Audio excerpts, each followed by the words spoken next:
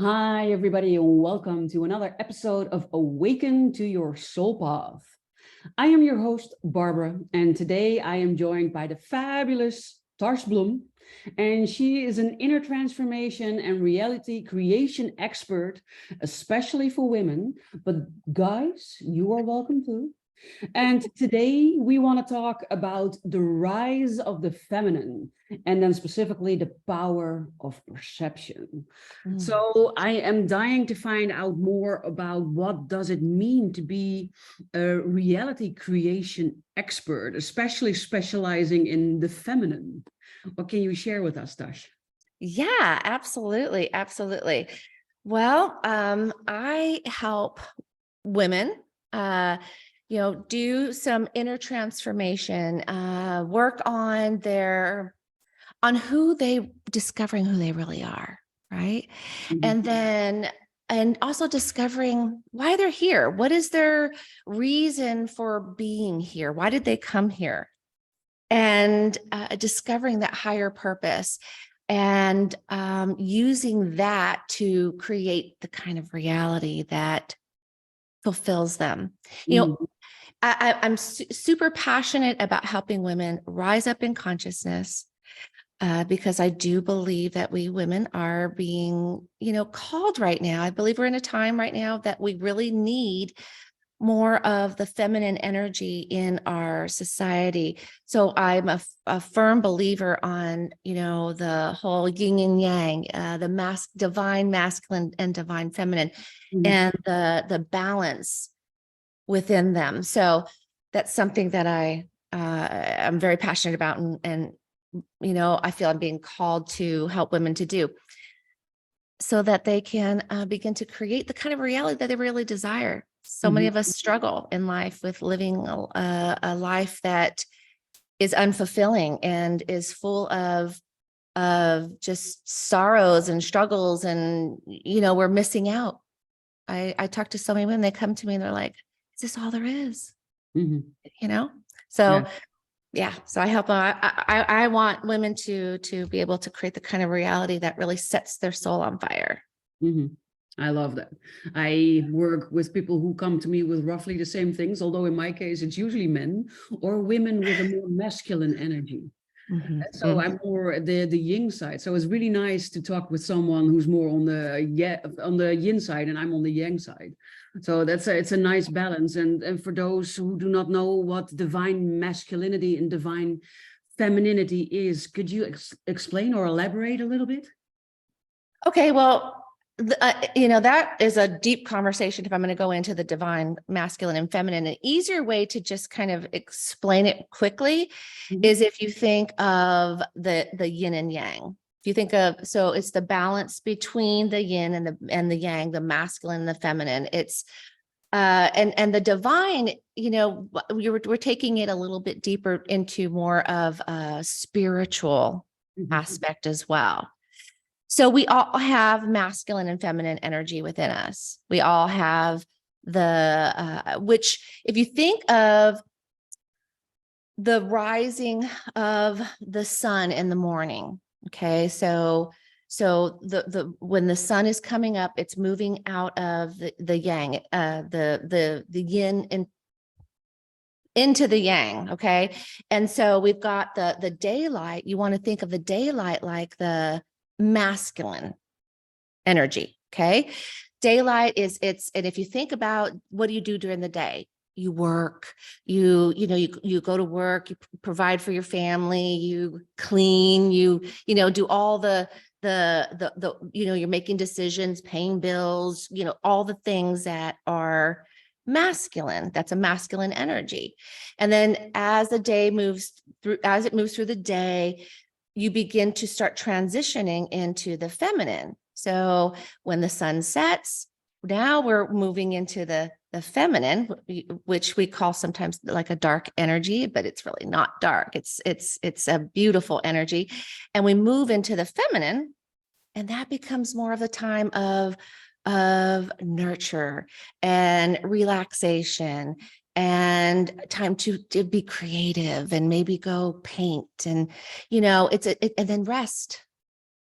So, and then it transitions again. So it's a constant balance between the two.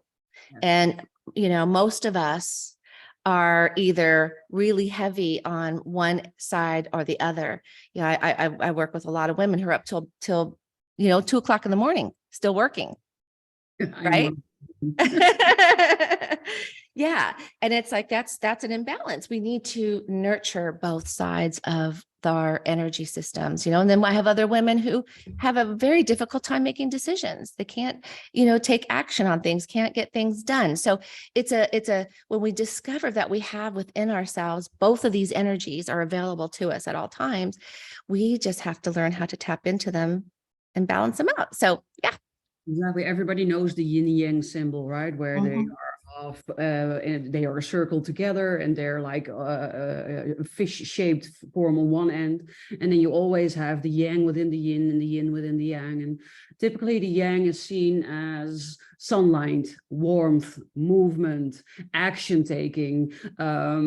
It's the masculine energy. It's the energy of children. Children are very yang, very movable, very excited. And that's indeed the perfect time to take action and to go sporting and do all of those kinds of things. And just like the ebb goes in the flow, the sun, which is yang, moves towards the moon in the evening, which is the yin. And the yin is typically seen as the feminine energy because it is colder. We women tend to be cold in the evening, while men tend to and the other way around in the morning. So these are funny things of noticing, and it's indeed the yin is also the older people are becoming more and more yin. That's the natural cycle of our life. We start off as very yang, and gradually we go to very yin, and as soon as we reach the end point of the yin, and that's our natural death. That's the natural circle of life. And the yin energy is usually more reserved, more nurturing, more contemplation, more going within, where the yang is very outgoing, the yin is very much contemplating, going within. Yes. And it needs to be in balance. And there is a natural diversity among people. You always have both of them, but some people have more yin than yang, and the other way around. And it's good to know how you are operating, and if that's your natural state, or if you've moved away from your natural state and need to be brought back to what natural state actually is, right? Yeah, yeah. And it's funny when you learn about this stuff, you understand more why there's so many problems in relationships, because nature is constantly looking to balance itself. Mm-hmm. It's in constant balance. Now, what happens a lot with us humans, well, this spirits live in this human experience, but what our bodies are doing is constantly trying to find that balance as well. What we end up doing a lot of times, since we cannot find it within ourselves naturally, we seek out a mate or a partner that can help us to, balance that out. So it becomes a pseudo balance. It's a codependent balance. It's not really a natural, the way that it should naturally function. And that's why that's one of the reasons why we see a lot of problems within relationships, because we'll have one dominant, the male will be usually it's a lot of yang, and so the imbalance there can cause a lot of problems in relationships as well. I'm just understanding it helps to even with healing within the body. There's so many, we live in a universe that is constantly seeking balance, and so it's all about this energy, the yin and yang energy. We've got, when you think about God, we think of Father God, Mother Earth. We've got the balance between them two, and Source is balanced. Source is both. Mm-hmm. Source is the balance of both. And so, we naturally are seeking that as well as, yeah. So Exactly. Examples of that would be the very aggressive husband and the very submissive housewife that yeah, usually doesn't go against her husband, and the husband usually has anger issues, maybe even yep. substance abuse issues. And we've seen that example countless times.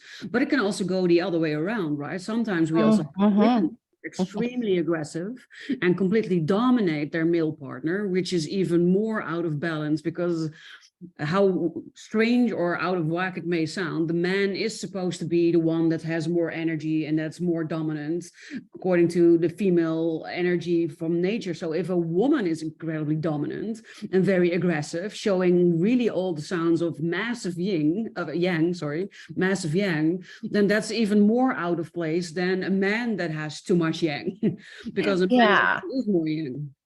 We're always going to have there's always going to be a little bit more dominance of one or the other. There's a natural healthy balance though. It's when it gets out of what nature has how nature has designed us to be, that's when there's a problem. So, and it's pretty easy to tell when we're out of alignment. We know, we can feel it. Mhm. Especially we as women, we know when we feel like we can't use our voice, when we can't speak, we can't, speak authentically or have a say in things, or when we are depressed and crying all the time because we feel like we're being um squashed and put down from our partner. And I mean, we know, and men know as well. We both know, men know the same type of thing. When the woman is trying to be, over dominant and, they feel like they're being treated like a child, or, like she's trying to boss me around, or we know what the imbalances are. Exactly. And there have been lots of imbalances, especially lately, because we have been moving from a mostly male dominated world where the man was the caretaker and the man was the one Yep. that was working and the woman was the one with the children and taking care of the house. And that was the old way of doing anything. And nowadays we are moving into a world where a woman has equal opportunity and equal rights as a man. The woman can also be the dominant caretaker or the dominant workforce, the one that brings in the cash, while the man may be the one that stays home with the children. But all of this is confusing the roles that we have. And I remember I was on a date with a guy, and he paid for the dinner. And then he looked at me and he said, "Oh my God, I'm sorry, I paid." And I was like, "Thank you." Really? And I said, "Yes, of course. Why not?" He said, "Well, I've been out on a date with another woman and she was pissed as hell because she told me I can take care of myself." So spoken to multiple men in similar situations where they feel that they're confused about what role to play when they are taking out a woman. Because I love old-fashioned, or what I call old-fashioned men, who still hold up your jacket, who bring you home, who wait until you're actually in the door, who help you push your chair up until the table, common courtesy, manners. I love men who are like that. But apparently, and I heard this from several men, there are a lot of women out there that feel it's insulting when men do that because they feel it takes away from their power as a woman. Mm-hmm. Strange things like that. Yeah. And that's where, I'm going to just use my husband and I as an example. He does those type of things too. And I love when he does those things, but he also has really tapped into his feminine energy as well. We, our first, I mean, we've been married now since 90. So I guess we're getting ready to celebrate, gosh, in like a week, we're getting ready to 30, this is 30, or yeah, 33 years. Woohoo! I know. Wow. But now the first 20 years of our marriage was really tumultuous. I mean, we almost got divorced twice. We were butting heads. We just fought and fought and fought. Who was going to be the boss and the leader? I'm not going to let him, and then I mean it was bad. Hmm. And it wasn't until I began to do the inner work of my, do inner work within myself and start to transform and understand how energy works. And my whole perception in life began to change. And that's when my reality began to change, is when I began to see things differently. And I began to realize, oh gosh, it's really not all him. You know, like I'm playing a big part of this. I'm a big part of this problem. And so when I began to change, our relationship began to change. And we're best friends now. Like, we do reality creation together. We go on adventures. We have so much fun in life now. It's just adventure after adventure after adventure. It's beautiful. But we both allow each other now to embrace both energies. So I'm not a big fan of cooking or going grocery shopping. He loves, I cooked for all those years, you know, I mean, it's like, I feel like I've done my duty, you know, and I just don't want to, but he loves to cook and he loves to grocery shop. So, you know, I've been able to let go. I mean, you know, in the past he would come home with things and I'd be like, well, you didn't get this, or where's this, or why did you get that? I don't eat that, you know. It's like I've learned to let go and just allow him to, you know, to follow his own instincts, feminine energy, on, you know, what to purchase, on what to cook, and to appreciate it. And so that's just an example, you know, and he allows me to be have my masculine side to come in, to make my own decisions in my business, to make decisions, and you know, even if he doesn't fully agree with them, he, you know, same thing, he allows me to so it's like little things like that where we've been able to just, instead of try to dominate one another, we've been able to release it and allow each other to tap into both of our energies and appreciate that in each other. And that has created an entirely different marriage, an entirely different scenario. I can imagine that's really the power of both perception, but also the power of communicating, right? Yeah. Just how you see your role as a husband or a father or a wife or a mother, a man or a woman. It's also about being able to communicate with each other. You finally being able to admit, I don't like cooking and I don't like grocery shopping, and him finally being able to admit, well, oh, but I love it. So let's just trade and not have that be something negative, but just seeing that as a wonderful shift in dynamics that allow you both to be the best version of yourself. And instead of having to fight over things or feeling not seen, not heard, not appreciated, or whatever knots are going on, to tap into what you love doing and then appreciating the other for it. Yeah, exactly. Yeah. You nailed it. Yeah, it's beautiful. So yeah, and I totally agree with you what you said, that we have lived in a male dominant, you know, more masculine society for quite some time, and there's a need right now for a shift, and you know, we women have come so far. We really had to fight for it, you know, and we've come a long way. But I do believe it's time for us to also begin to balance that out and realize that the power that we have, that power, that we're more powerful when we allow ourselves to embrace our feminine as well. Yes, you're absolutely right. What I saw happening is that when I worked in IT before I became what I am now, I worked in IT for 17 years, and that's a male-dominated world. And what I saw was that most women who work in a male-dominating world dress up in strict pantsuits and basically take away most of the things that make them feminine, because they feel either not being taken serious or maybe accused of using your womanly wiles to get what you want, or other sort of prejudices that are out there.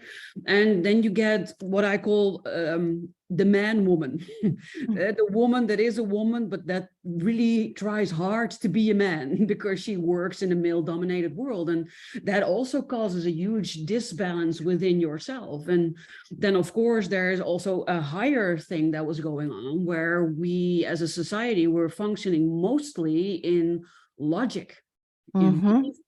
in thinking and in action taking. Very logical. It's you need to have a goal, a 1-year goal, a 5-year goal, a 10-year goal. Then you have a step-by-step plan for reaching those goals, and then you just need to take consistent action. It's all yang, yang, yang, yang, yang, yang. Yeah. And that's also what I was taught in the beginning, being a new entrepreneur, that's the way you need to run your business. That's the way you need to show up in your business. And that's the thing that's expected of you if you want to have a successful business. So I did all those things in the beginning because I thought, well, you're the expert, right?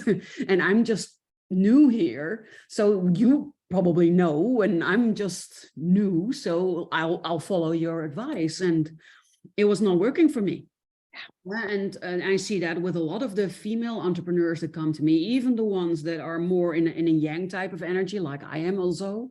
Still, we need to embrace more of the feminine way of working. And that's the massive shift that I'm seeing nowadays in our society, that there comes more and more room for things like intuition and contemplation and resting in silence, or not taking massive action every day, but trusting that when I take action, when I feel inspired or when I feel called, that's the exact right action at the exact right moment. And I don't have to force it.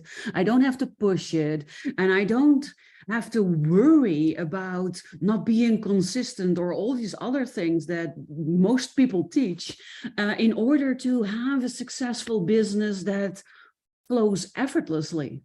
Yes. Connecting to the heart. Yes, exactly. Yes. Instead of all the logic, we need to have that coherence between the two. We have to have that coherence between the head and the heart. And that tends to be what we in business, especially, it's one of the issues that I see a lot too. I agree with you. It's a powerful thing when you can embrace both, because you need them both. You need to be creative. You need to be able to tap into your intuition. You need to be able to make decisions when is needed. You need to be able to take action when action is needed, but you also need to be able to slow down and rest and go within when is needed. It's a holistic approach, right? Like there's yang and yin and there's yin and yang, so there needs to be a certain balance. One cannot exist without the other. It's not possible, never. But we need to find that balance, and for everybody that can look differently. And what my natural balance is probably not your natural balance. So it's all about finding what works for you. And for me, that is a big part in what I do, discovering your own user manual, discovering how things work for you, and who you really are, what your strengths are, what your weaknesses are, what your gifts are, your talents, but also your pitfalls, the things that drain you that you need to watch out for. And then you need to find this balance that makes it worth it for you, that allows you to shine, to do what you want. I am incredibly creative. I love creating new things. I love going after things, but one of my pitfalls is indeed finishing things, or not what they would call shiny object syndrome. It's not even that I'm blinded, but I have just this broad interest, and I like so many things, and there are so many things that can pique my interest. And that's fine. I've always been taught that was not fine, and you need to pick one thing and do one thing, have one target audience, one niche, one product, one modality, everything once. They said jack of all trades, master of none. But that's not true. There are people like me for whom that is their strength, and that's why it's so important to get to know yourself so that you can move with yourself. And that's the yin part, where you can flow in what comes natural for you, what naturally holds your interest, what naturally are your gifts, and then either outsource the rest, automate the rest, or find a solution for the rest, or maybe think, well, some things I would still need to do myself. They might not be the most energy giving things, but they also don't completely drain me. So if I do that a couple of hours a week, then that's also fine, as long as I balance it out with maybe a long walk in nature afterwards, where I can just Mm. let go. It's all about creating that natural balance for yourself. Yep. Yep. I agree. And being able to feel again. I feel that that's something that we've really pushed out of our society is allowing ourselves to have our emotions. Mhm. And the thing is, emotions are energy in motion. I mean, this is the energy that fuels us, and we, we're taught as little children, well, if you're going to cry, I'm going to give you something to cry about. Or you're going to cry, go in your room and cry, or, oh, come on, pick yourself up, pull yourself up in your bootstraps. You get over this, like Or it's always, bribery.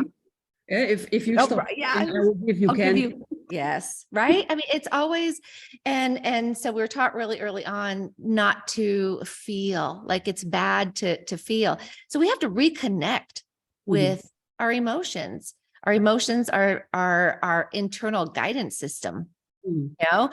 and I think that's a really important piece here. And that's why I feel we do need to bring that feminine into our world again and be able to tap into that part of ourselves without us being, called, yeah, on the day. Yeah. Yes.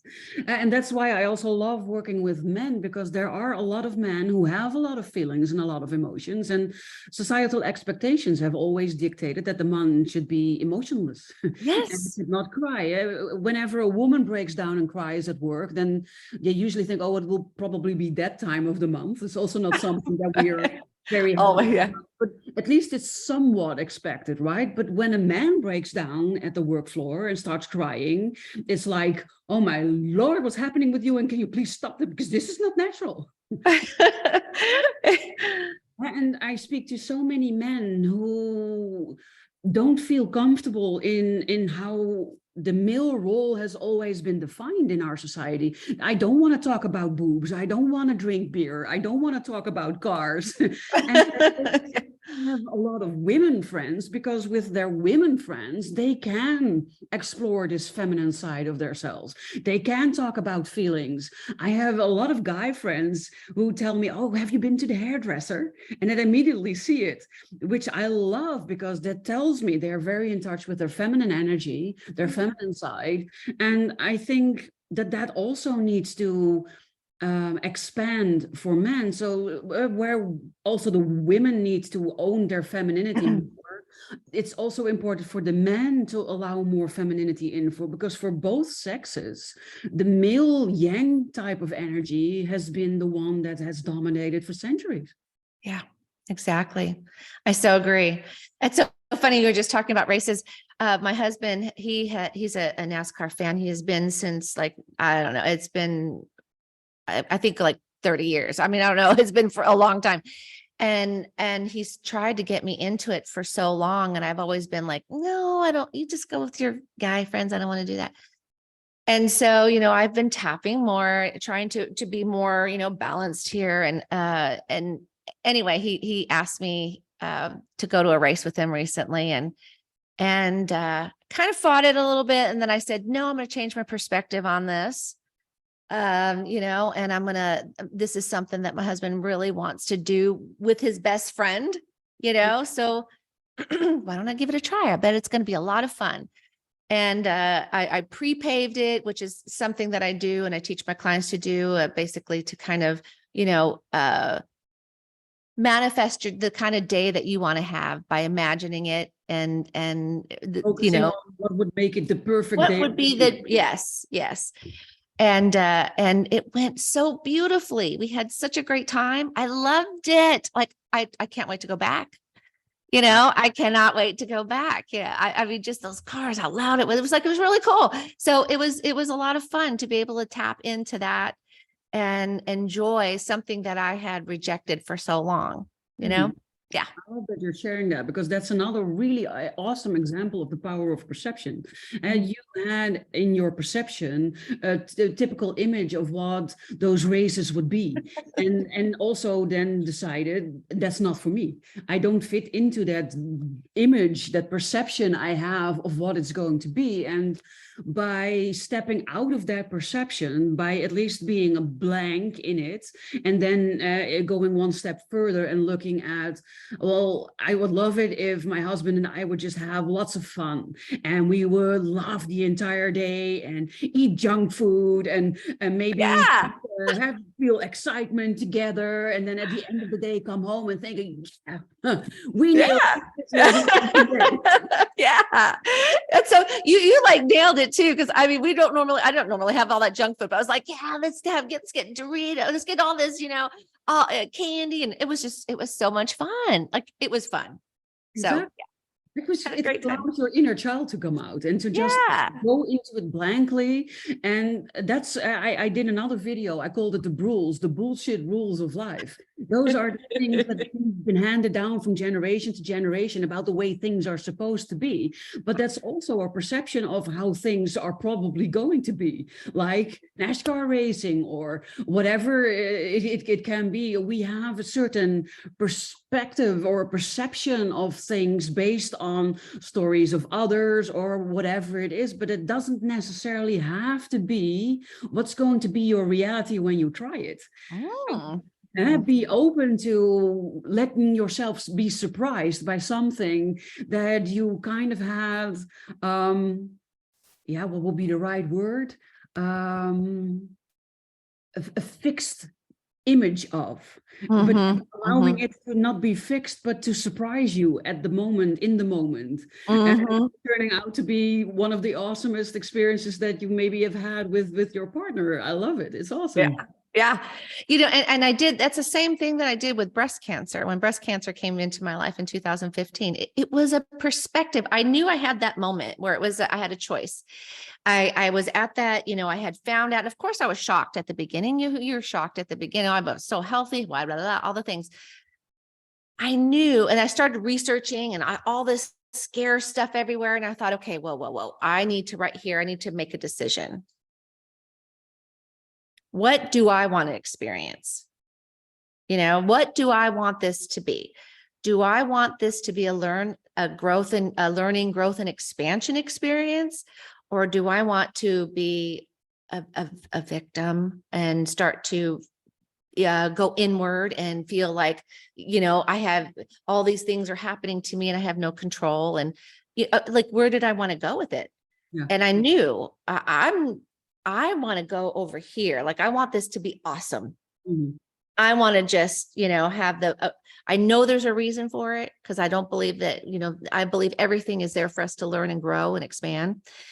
And so I went for it, and my whole family came along with me, and it was a beautiful experience. It was so beautiful and just remarkable. I mean, I cannot even explain how much life just transformed for me. Things came alive in ways that I had never expected, but it was because I decided to have a different perspective than what I was being told it is.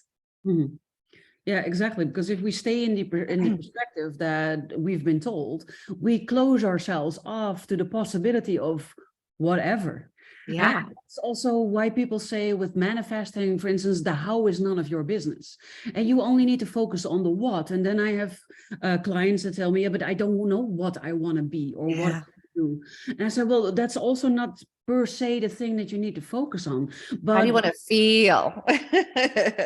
So when you reach the thing that you want to reach, when you are the best version of yourself, when you're living the life of your dreams, you know how you want to feel. You want to feel happy and inspired and joyful and creative and loved and wanted. And you want to do something that lights you up. So you're doing something that lights you up. And you might not know what that thing is yet, but you do know the effects of it on you when you reach it, when you have it.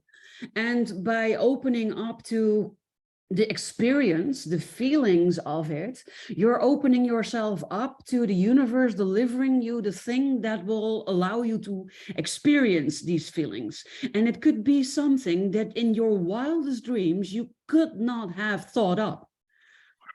And as long as you keep thinking in, oh, it needs to have a business title, like I need to call myself a coach or a marketeer or a content creator or an employee, it doesn't really matter. As long as you keep narrowing yourself, closing yourself off with labels like that, you are not allowing other things to come into your energy that might be the thing that allows you to shine and be that person that you know you're going to be based on how you feel.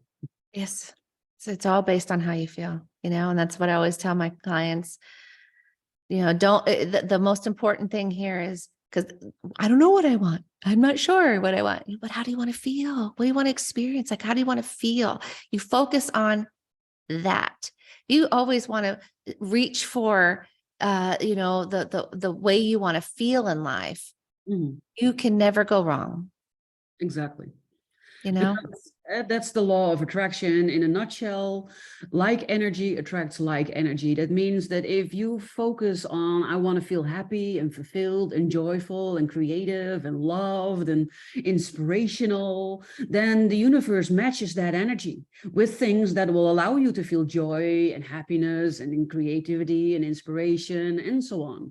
But exactly. if you get stuck in the nitty gritty of thinking, but I don't know what I want to be, and that gives me stress, and I feel like a failure because I don't know what I want to be, and I'm past my whatever your age is, and by now I should know what I want, right? I'm not a child, and you start to sort of condemn yourself, blame yourself, and then you're going to attract more of that type of energy, situations and things that will happen that will reinforce that way of feeling. And if you could consciously choose, you would never choose that because you don't want to attract more things that make you feel like you don't want to feel. Yep. But by focusing on that, that is what you're attracting. Yep. Yep. I totally agree. And it doesn't mean that contrast is not going to come in your life. Right. Even right. And that's another thing I always try to let people know in reality creation. It doesn't mean that you always got to be positive and everything's got to be, because here's the thing. Contrast is, we live in duality. We have a world of, we have polar opposite. We've got, so contrast is going to come into your life.